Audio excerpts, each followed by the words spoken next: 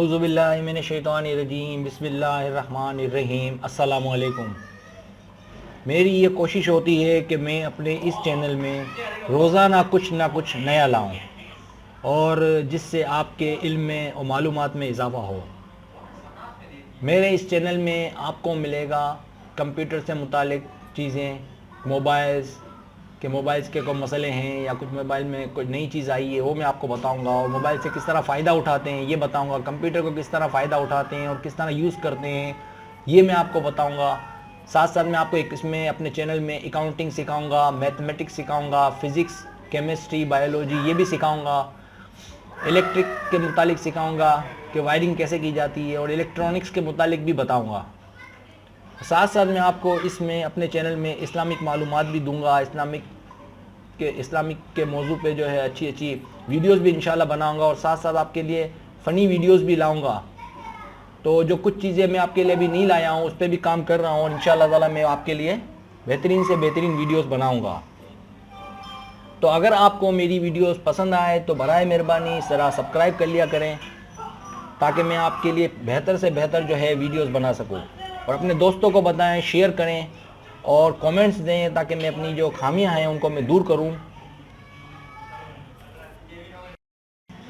मुझे उम्मीद है कि इंशाअल्लाह ताला आप मेरी वीडियोस को पसंद करेंगे और सब्सक्राइब करेंगे और दोस्तों को भी बताएंगे, ताकि मैं आपके लिए इससे बेहतर वीडियोस ला सकूं और जो कमी है उसको मैं पूरा कर सकूं। यकीनन आप मेरी इंशाअल्लाह ताला हौसला अफजाई करेंगे। बहुत शुक्रिया आपका।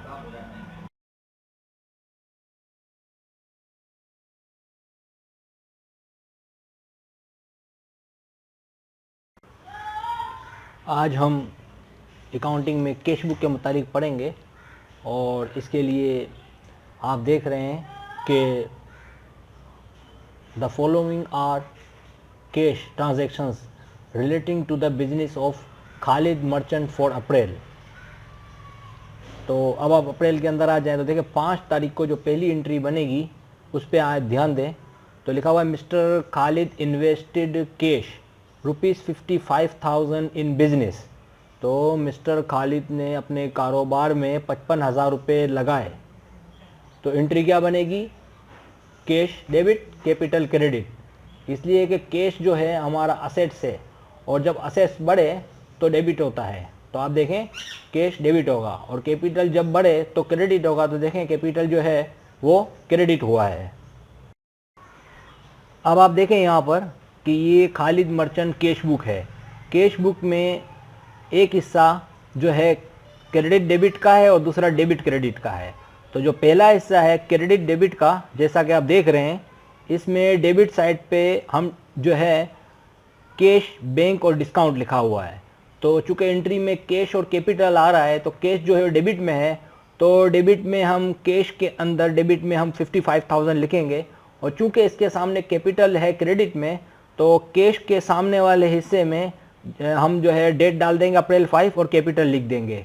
तो ये हमारा हो गया, पहली एंट्री पास हो गई हमारी। अब हम दूसरी एंट्री की तरफ आते हैं जो 9 अप्रैल की है। Received cheque for ₹27,500 from a customer and allowed discount of ₹300। तो यहाँ पर एंट्री क्या पास होगी? देखें हमने एक माल बेचा था उधार पे, ठीक है, तो हमको एंट्री बनानी थी। अगर हम उसको नक में बेचते तो इसकी एंट्री पास होती कैश डेबिट और सेल्स इनकम क्रेडिट। लेकिन चूंकि हमने इसको उधार में बेचा था तो उस वक्त इसकी एंट्री बनी थी अकाउंट रिसीवेबल डेबिट और सेल्स इनकम क्रेडिट, यानी कैश की जगह अकाउंट रिसीवेबल आ गया था। तो अकाउंट रिसीवेबल डेबिट और सेल्स इनकम क्रेडिट। अब चूंकि ये वैसे जो है हमें वसूल हो गए हैं तो हमें अकाउंट रिसीवेबल को काटना पड़ेगा। तो अकाउंट रिसीवेबल काटने के लिए इसको अकाउंट रिसीवेबल को हम जो है क्रेडिट में डाल देंगे। तो अकाउंट रिसीवेबल से कट जाएगा। तो अकाउंट रिसीवेबल को क्रेडिट किया। अब बदले में हमें क्या मिला? 27,500 का चेक हमें मिला। तो चूंकि ये माल जो था हमने इसको 27,800 का बेचा था, लेकिन हमने इसको डिस्काउंट दे दिया। तो चूंकि हमने इसको डिस्काउंट दिया है, हमें मिला नहीं है, डिस्काउंट दिया है, तो ये हमारा एक्सपेंसिस है। इसलिए हमने जो है हमें ये चेक हमने इनसे कम लिया, यानी 27,500 का हमें चेक मिला। तो हमारा बैंक जो है उभर गया। जब बैंक जो है असेट्स है और जब असेट्स बढ़े तो डेबिट होता है। देखें बैंक बढ़ गया है और बैंक असेट्स है, तो बैंक डेबिट हुआ 27,500 से, और डिस्काउंट जो हमने दिया इसको 300 रुपये का। अब आप इस एंट्री पे गौर करें तो आपको पता चलेगा कि डिस्काउंट चूंकि एक्सपेंसेस होता है और एक्सपेंसेस जब बढ़े तो डेबिट होता है, तो इस एंट्री में जो है हम दुकानदार जो होता है वो डिस्काउंट देता है, लेता नहीं है। तो यहाँ डिस्काउंट दिया गया है, तो डिस्काउंट 300 रुपये का दिया गया है, तो इसको जो डिस्काउंट 300 को दिया तो उसका जो चेक आया वो 27,500 को आया। हालांकि इसको 27,800 का आना चाहिए था, लेकिन इसने 300 का जो है डिस्काउंट दिया, तो इस वजह से हमारे पास बैंक में चेक जो आया वो 27,500 का आया, और 300 रुपये चूंकि हमने डिस्काउंट दे दिए, इस तरह टोटल रकम जो हो गई हमारे अकाउंट रिसीवेबल की वो 27,800 से खत्म हुई। अब आप देखें एंट्री में हमने जो है बैंक नहीं लिखा, कैश लिखा है। इसकी वजह ये है कि चूंकि अभी हमने बैंक में पैसे डाले नहीं है और हमें चेक आया हुआ है, इसलिए हम बैंक नहीं लिखेंगे, कैश लिखेंगे।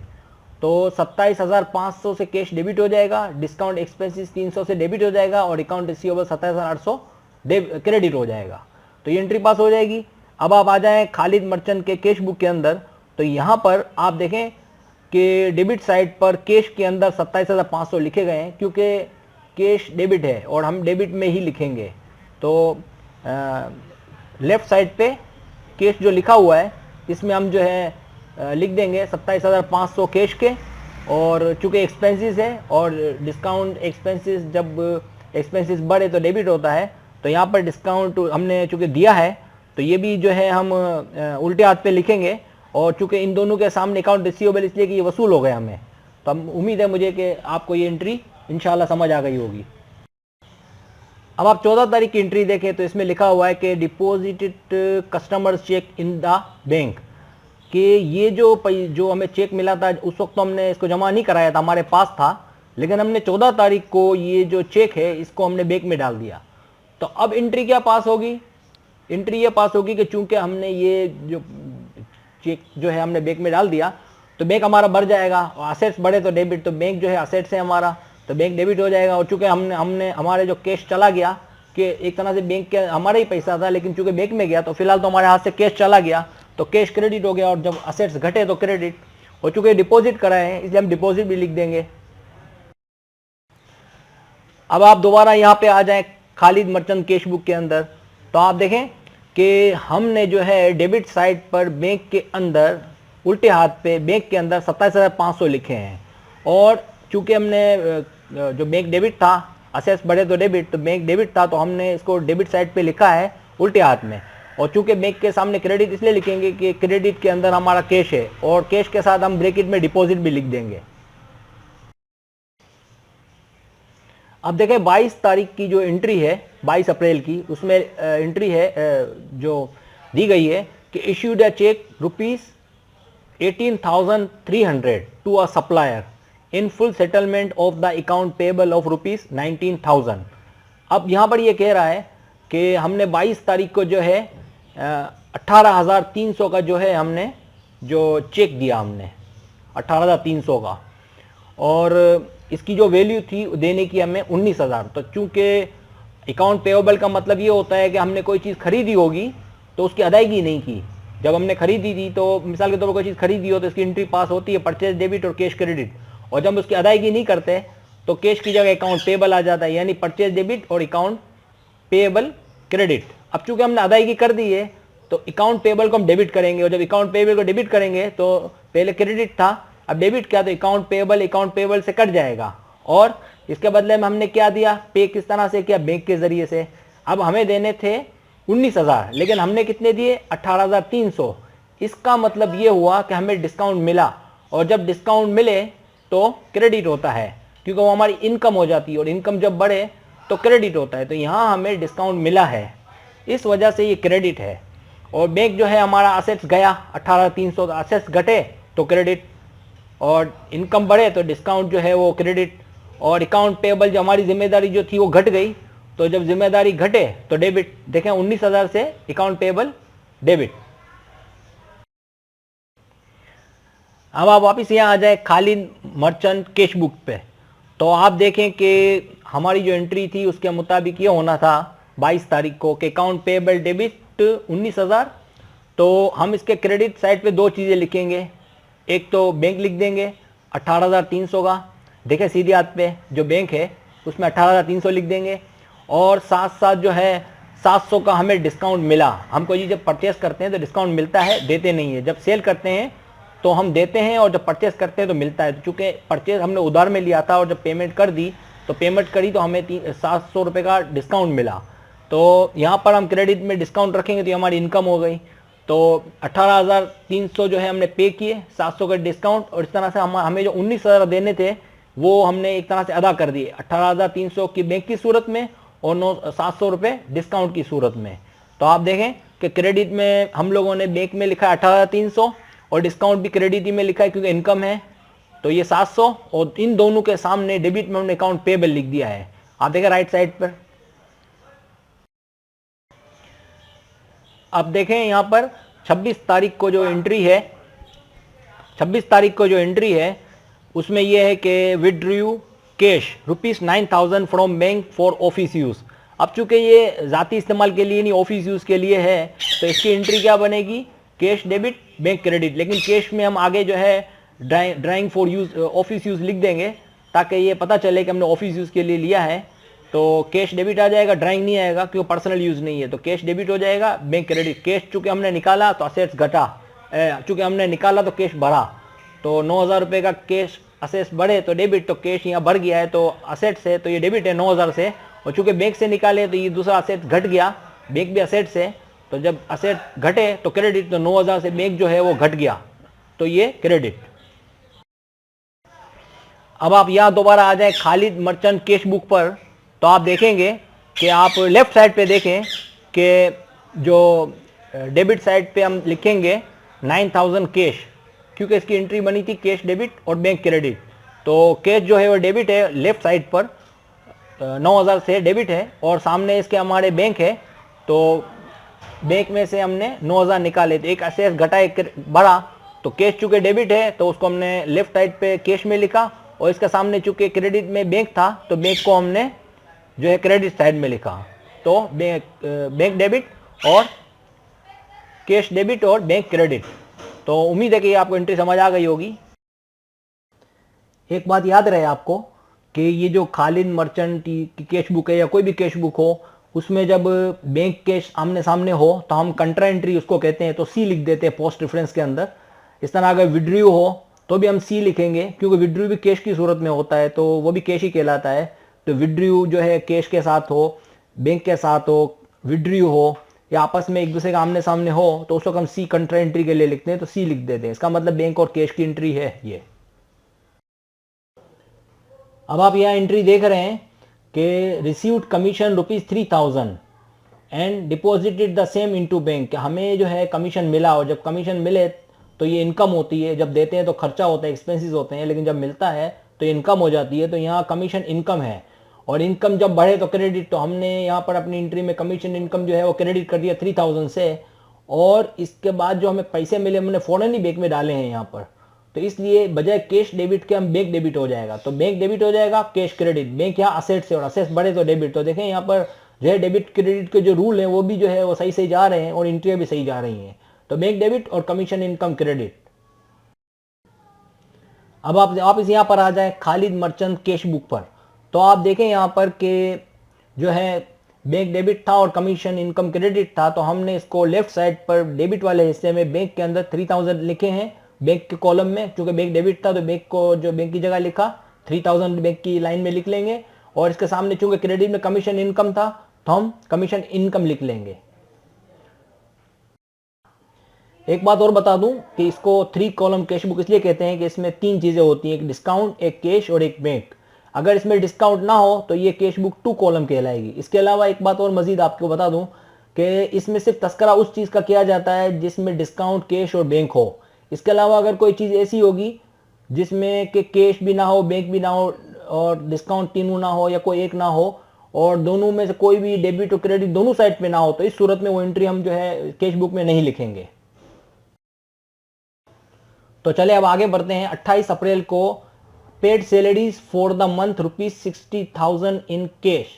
तो हमने 16,000 रुपये की जो सैलरीज हैं वो हमने अदा की 28 तारीख को। तो इसकी एंट्री क्या पास होगी, सैलरीज एक्सपेंसेस डेबिट और कैश क्रेडिट। देखें हमने सैलरीज अदा की हैं, ये हमारा खर्चा है, तो जब एक्सपेंसेस बढ़े तो डेबिट। देखें सैलरीज जो है वो हमारा खर्चा है, वो बढ़ा है तो ये डेबिट हुआ है। यहाँ भी डेबिट क्रेडिट के रूल के मुताबिक ये जो है हमारी बात सही निकली कि एक्सपेंसेस जब बढ़े तो डेबिट। हमने सैलरीज जो दी हैं तो वो एक्सपेंसेस बढ़ गए तो डेबिट है।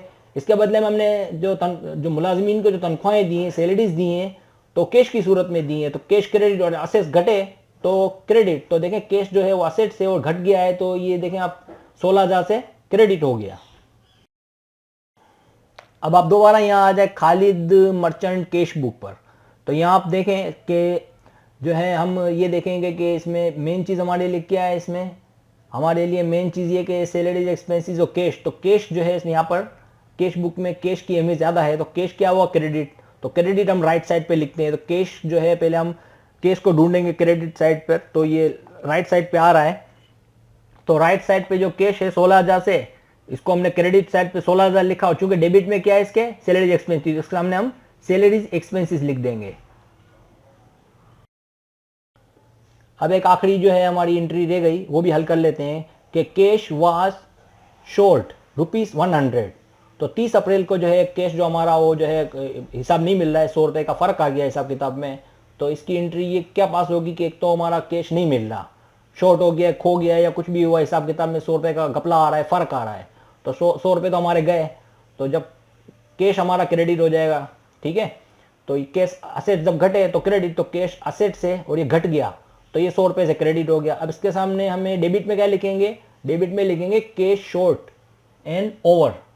तो जब कैश शॉर्ट हो या ओवर हो तो इसको हम डेबिट में लिखेंगे, तो ये हमारा नुकसान हो गया। तो शॉर्ट ये एक तरह एक्सपेंसिस हुआ, तो कैश शॉर्ट एंड जो ये है ओवर ये एक्सपेंसिस है, तो डेबिट हुआ, देते एक्सपेंसिस डेबिट और कैश क्रेडिट, तो cash short and over debit और कैश क्रेडिट। अब दोबारा खालिद मर्चेंट कैश बुक पर आ जाएं, तो अभी आप देखें हमने जो एंट्री पास की थी तो उसमें कैश शॉर्ट एंड ओवर एक तो है जो डेबिट में है और दूसरा क्रेडिट में कैश है, तो हमारे लिए कैश अहमियत रखता है। तो कैश क्या हुआ है, क्रेडिट हुआ है। तब हम क्रेडिट साइड देखेंगे, तो देखें राइट साइड पे क्रेडिट साइड है, क्रेडिट साइड में हम कैश में 100 रुपये लिख लेंगे। तो 100 रुपये लिख लिया हमने कैश में, तो इसके सामने क्या पड़ता है, कैश शॉर्ट एंड ओवर, तो वो लिख देंगे। तो उम्मीद है कि इंशाल्लाह ताला आपको ये पूरा सवाल समझ आ गया होगा। अब हम आगे हल करते हैं। अब आप देखें इसके बाद तो सवाल बिल्कुल आसान हो जाता है। आप डेबिट और क्रेडिट साइड की जो वैल्यूज़ हैं इन सबको जमा कर लें। जैसे अगर हम इधर देखें राइट साइड पे आ जाएं तो 18,000 9,000 18,300 9,000 27,300 होते हैं। तो इनको जमा के इस तरह कैश वाली रकमों को भी जमा किया और डिस्काउंट वाले भी, इसका 700 है तो 700 ही आ गया, तो ये हो गया। इस तरह आप डेबिट साइड पे आ जाएं यानी कि लेफ्ट साइड पर, तो 27,500 3,000 इनको जमा किया तो 30,500 हुए। इस तरह आप कैश पर आ जाओ तो 55,000 27,500 और 9,000 इन सबको जमा किया तो 91,500 आ गए, और डिस्काउंट 300 का तो 300 आ गया। अब हमें करना क्या है, अब हमें करना ये है कि जो राइट साइड की जो वैल्यूज़ हैं इनको लेफ्ट साइड की वैल्यूज़ में से माइनस करना है। मिसाल के तौर पर बैंक है हमारा लेफ्ट साइड पर हमारा राइट साइड पर हमारा जो बैंक है वो 27,300 है। तो ये जो राइट साइड पर 27,300 है इसको हम लेफ्ट साइड के 30,500 में से जो माइनस करेंगे तो बाकी रिमेनिंग 3,200 रह जाएंगे, तो वो इसके नीचे लिख देंगे। इसके बाद आप आ जाओ दोबारा राइट साइड पे आ जाओ। कैश है हमारा 43,600, तो 43,600 को हम 91,500 में जब माइनस करेंगे तो रिमेनिंग हमारे 47,900 रह जाएंगे, जो कि हमने राइट साइड में इसके नीचे लिख दिए हैं कैश के कॉलम में, ठीक है। इसके बाद डिस्काउंट तो 700 यहाँ भी है और वहाँ 300 है, तो ये जैसा था ऐसे ही उतार लेंगे। तो इसके बाद आप जो है देखें कि दोनों तरफ जो है वैल्यूज जो है बराबर कर दी हमने, कि दोनों तरफ एक ही वैल्यू हो गई। कि आप अगर राइट साइड पे देखें तो 700 9,000 91,500 और 30,500 ये हमारा राइट साइड का जो हिसाब किताब है। और लेफ्ट साइड पर जो है आप देखें कि डिस्काउंट 300 है और कैश है 91,500 और बैंक जो है 30,500 है।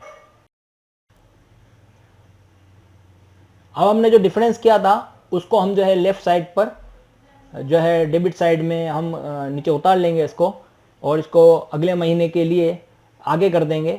तो मैं फर्स्ट बैलेंस जो आएगा हमारा 47,900, ये देखें आप राइट साइड से हमने उठा के यहाँ रख दिया, वही जो डिफरेंस था वही है, और इस तरह ये जो बैंक का डिफरेंस था वो भी रख दिया। तो मुझे उम्मीद है कि इंशाल्लाह ताला आपको सवाल समझ आ गया होगा कैश बुक का। चूँकि मेरी जो अकाउंटिंग की जो डेबिट क्रेडिट की जो पहली वीडियो थी बहुत कामयाब हुई है, तो इसलिए मैंने फिर दोबारा सोचा कि अकाउंटिंग के ही मौजू पे कोई और वीडियो बनाऊं, तो इसलिए मैंने कैश बुक की ये वीडियो बनाई है। तो इंशाल्लाह ताला उम्मीद है कि आपको पसंद आएगी, और अगली दफ़ा मैं थोड़ा और इससे मुश्किल भी बनाऊंगा। लेकिन बड़ा मेहरबानी आप ज़रा सब्सक्राइब कर लिया करें, और कमेंट्स में बताएं अगर मेरी कोई गलती है, और साथ साथ जो है सब्सक्राइब करें और दोस्तों को बताएं जो लोग अकाउंटिंग को नहीं समझ पाते। मेरे ख्याल से इसको मैंने बहुत ज़्यादा आसान किया हुआ है, तो आप अगर ज़रा अच्छी तरह देखेंगे तो मैं नहीं समझता कि आपको कैश बुक का मुश्किल लगे। और आप अगर इस तरह कैश बुक आपको आ जाती है, तो कैश बुक जो है ऑफिस वगैरह में बहुत यूज़ होती है। तो मुझे उम्मीद है इसके अलावा भी जो है मैं अभी कोशिश करूँगा कि इसमें कुछ पेचीदा मसाइल भी शामिल करूँ। तो आप बराए मेहरबानी ज़रा लाइक भी कर दीजिए। बहुत बहुत शुक्रिया।